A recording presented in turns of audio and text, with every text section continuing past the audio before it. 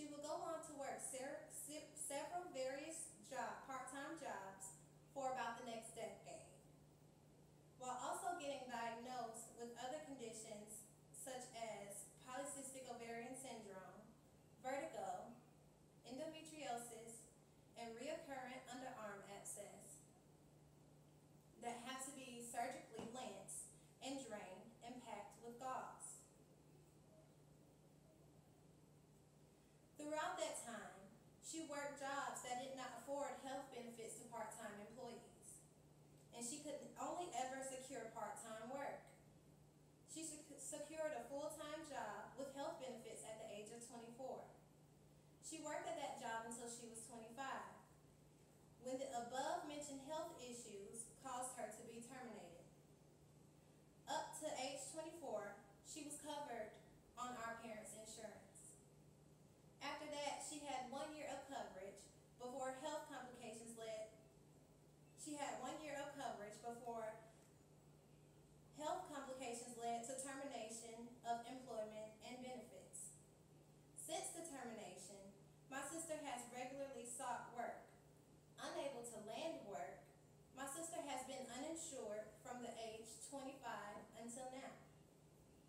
During the years when she was not covered by health insurance, she has not been properly cared for.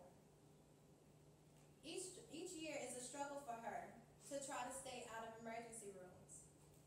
When she has no choice but to receive treatment, I drive her to the hospital and watch as it seems like they treat others more quickly and also with more concern. I've watched them release her with cautionary words when they have hospitalized someone with insurance for similar issues. The governor of Georgia seems to think that the decade that my sister has worked and paid Social Security and welfare taxes does not qualify her to receive basic preventative maintenance and medical care. The governor has decided that uninsured Georgians who diligently seek work but fail to find it should not be allowed to access basic health care. This is the reason why the reform needs to be reformed. In 2010, the federal legislation was passed to enact the Patient Protection and Affordable Care Act, also referred to as the Affordable Care Act. According to Title I of the Patient Protection and Affordable Care Act of 2010, the act was established to do the following. This act puts individual families and small business owners in control of their health care. It reduces premium costs for millions of working families and small businesses by providing hundreds of billions of dollars in tax relief. The largest middle-class tax cut for health care in history. It also reduces what families have to pay for health care by capping out-of-pocket expenses and requiring preventative care to be fully covered without any out-of-pocket expenses. For Americans with insurance coverage who like what they have, they can keep it. Nothing in this act or anywhere in the bill forces anyone to change the insurance they have, period. Americans without insurance coverage will be able to choose the insurance coverage that works best for them in a new, open, competitive insurance market. The same insurance market that will pool buying power and give Americans new, affordable choices of private insurance plans that have to compete for their business based on cost and quality.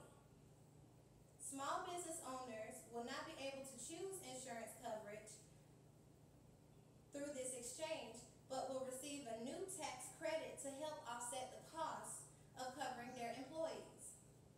It keeps insurance companies from denying insurance coverage because of a person's pre-existing medical conditions, while giving consumers new power to appeal insurance companies' decisions that deny doctor-ordered treatments covered by the insurance. In 2014, it became mandatory for all citizens to be covered by health insurance. This mandate imposes many changes upon and local legislator.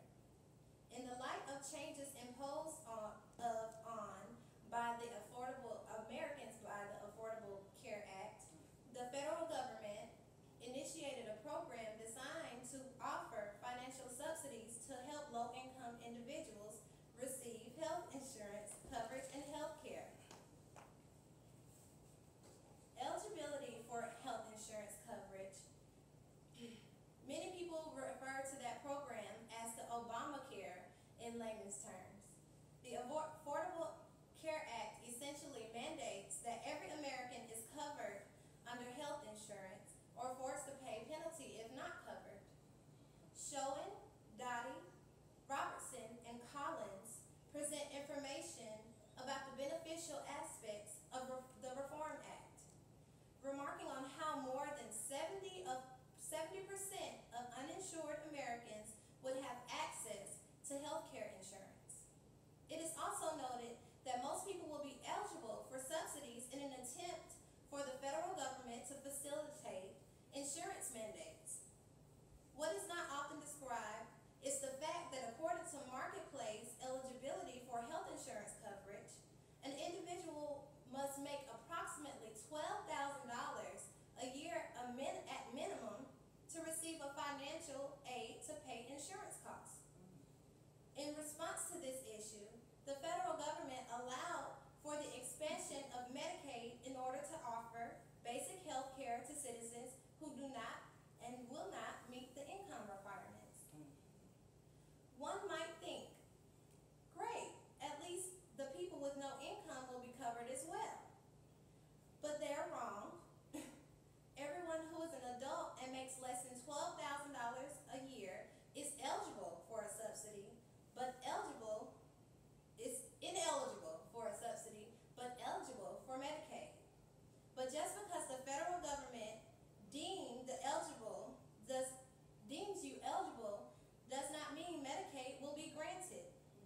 According to federalism, which Levin Waldman describes as a separation of power and responsibilities by the federal and state levels of government, Medicaid is regulated by state legislature.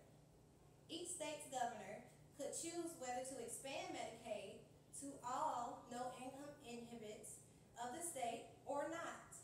Some states decide to choose the expansion because it seemed to have the greatest implications for individual health and well-being, which contributed to overall health and well-being of the state.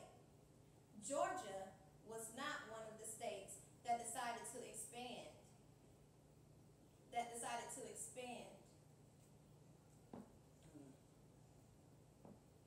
Because it seemed to have the greatest implications for individual health and well-being, which contributed to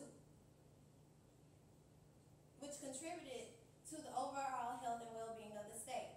Georgia was not one of the states that decided to expand medical eligibility and coverage to all people without income. This leaves quite a few people in Georgia without the ability to cover essential medical costs, receive preventative treatment, or get the best, most urgent emergency treatment at hospitals. If healthcare insurance has become a federal mandate within America, then the federal government should not mandate that the state expand to protect all no-income inhabitants of the nation.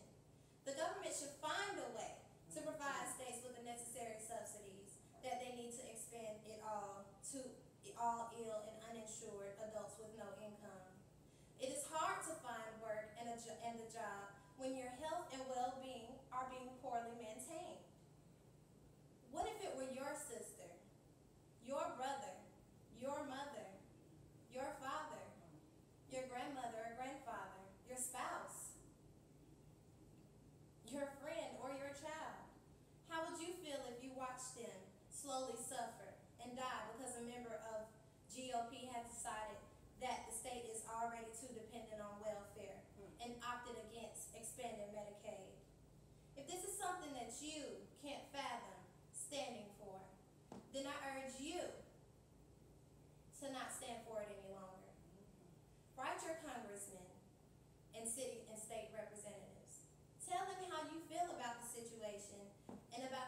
refusal to expand Medicaid coverage in Georgia.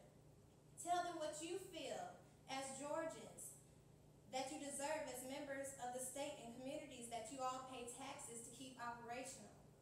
Put together a petition, a peaceful demonstration, a rally, or a protest, and urge officials to change the gross ethical breach of social responsibility that has been imposed on the leaders of the state.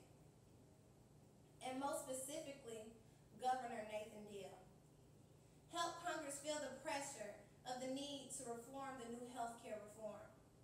The federal government needs to understand the needs to aid uncooperative states like Georgia in the direction of treating their inhabitants to its basic rights, freedoms, and dignities. That realize the government has mandated for everyone, the federal government has mandated for everyone, but also has failed to ensure its provisions to realize such mandates. Thank you all for your time, and I hope that this message truly has touched your heart.